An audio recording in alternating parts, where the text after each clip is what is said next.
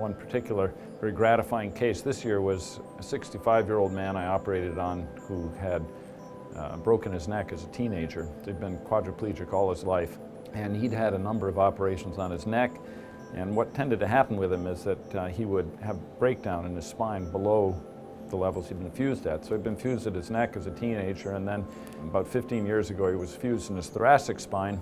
He broke down below that. By the time I saw him, he had what we call a Charcot spine. It was a terrible deformity. The spine was completely unstable. He'd eroded away a good amount of the substance of the spine, so that when he sat, he tended to hinge between his thoracic spine and his lumbar spine rather than through his hip joint.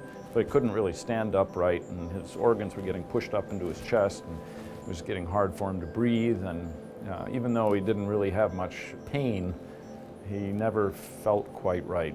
So reconstructing his spine was a very complex staged procedure. We did it in 3 stages, and so far, after 4 months, he still seems to be doing well, and I'm optimistic that he'll make a good recovery.